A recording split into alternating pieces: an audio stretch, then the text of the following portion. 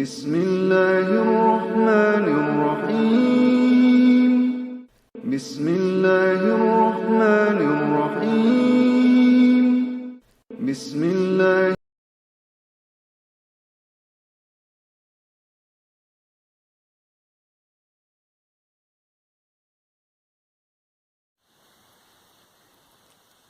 Hello, welcome, and thank you for clicking on the video. Please like and subscribe. The difference between being a Muslim and being a non-Muslim is the difference between being alive and dead. So anyone telling you, you can't become a Muslim, you wear a skirt, you tattoo, haram, you know what I mean? It's like the best thing you can do as a non-Muslim is to become a Muslim on that very day, at that very time when you've received the guidance. And Allah Ta'ala, God knows you've received the guidance at that time. So that's when you're supposed to do it anyway. And He doesn't expect you to have lived one life and then to have entered another life, and suddenly you've gone from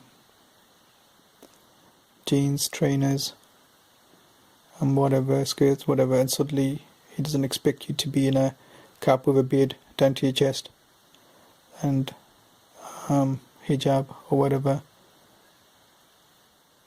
It's what He wishes you to do, the right thing, obviously, and dressed in the right way, but you don't necessarily have to do those things. A long coat suffices, an English shawl over your head suffices, a hoodie suffices. You can change your style a bit. Maybe it's your style already, so you just keep the hood up instead. Casual enough, looking normal enough, like normal girls do, you know. In the winter you can wear a cap and a scarf, you know, one of those wide scarves that will effectively basically cover the back of your head as well, between the cap and the scarf. So there's many ways to do things, you know. But for them to tell you, haram, you must not do this, it's like, look mate, I didn't become a Muslim so I could do all this. I didn't become a Muslim so I could wear a skirt. I didn't have tattoos because I was going to become Muslim. You know, I didn't start drinking so I could become a Muslim. All the things I do is what I did before I had to become Muslim. I never knew that it was the truth.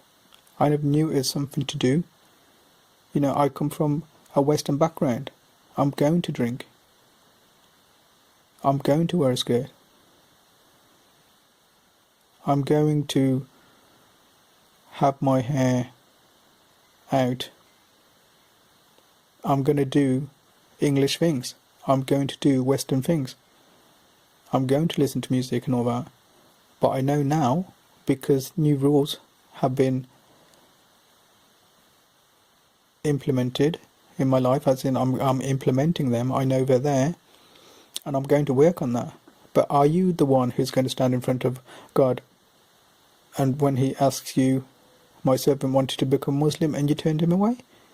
You put him off for 3 years. That's 3 years of worship that he didn't do because of you. Not only did you not help him become one, you pushed him away by being over zealous and saying, haram, go, get away from here.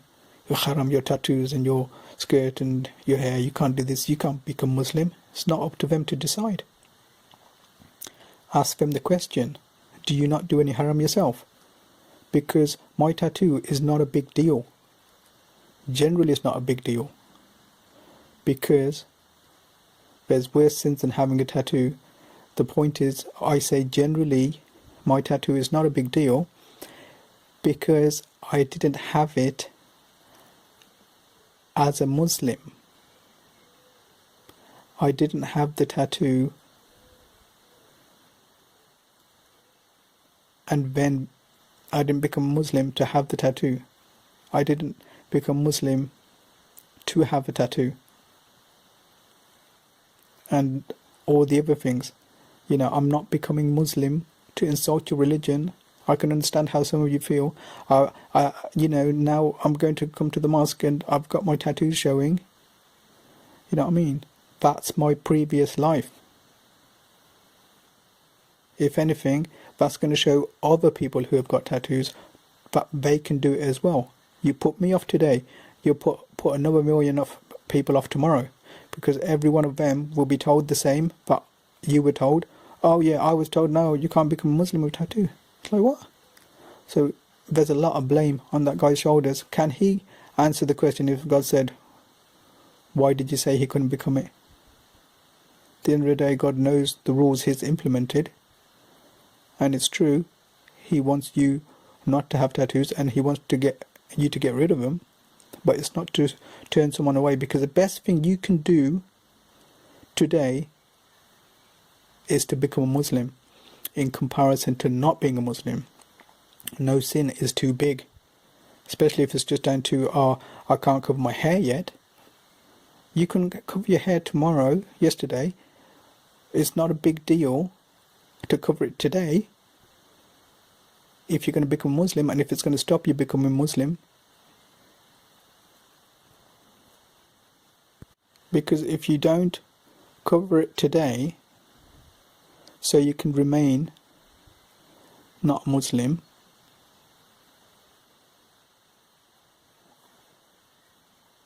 then you didn't become Muslim because of it anyway. So the point to try and explain to him is, if I can't keep my hair out, then I'm not going to become a Muslim today anyway, and indefinitely. But if you give me permission to keep my hair out, I will become Muslim today, and I'll do everything else right. I mean, what wrongs are you doing? Can you tell me you're not doing wrongs? Ask them the question.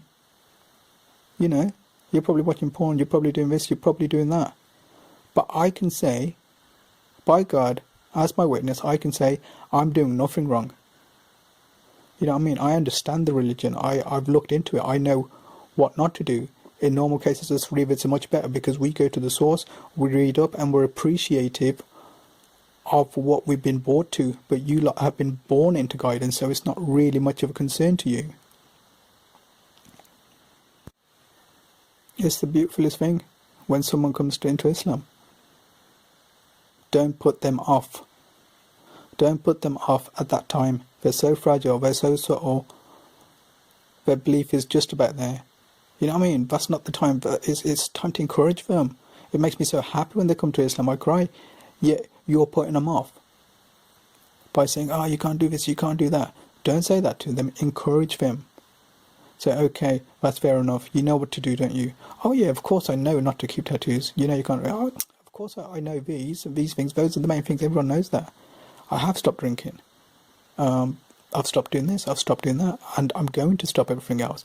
In the meantime, I'm going to pray, because I'll have the guidance. And I'm going to do all the right things, so I'll be helped. And the truth is, if you make the commitment, Allah Ta'ala says, when you've decided to do a thing, make your decision and rely on Him. And He's going to help you.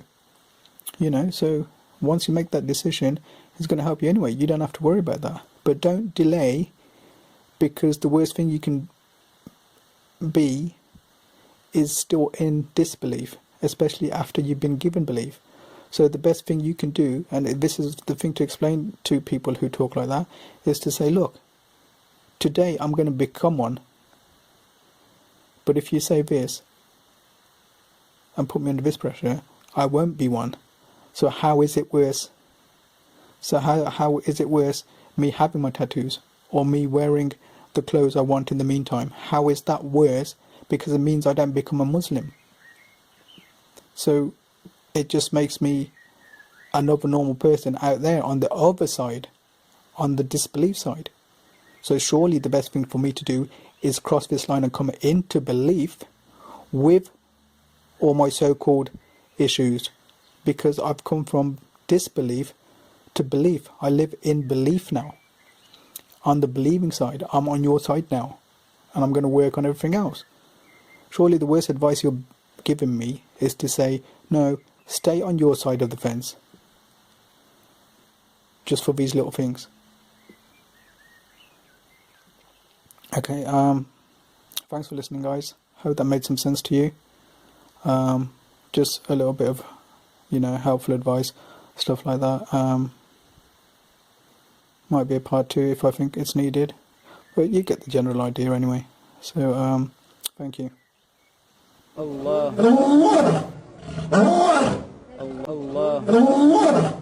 Allah.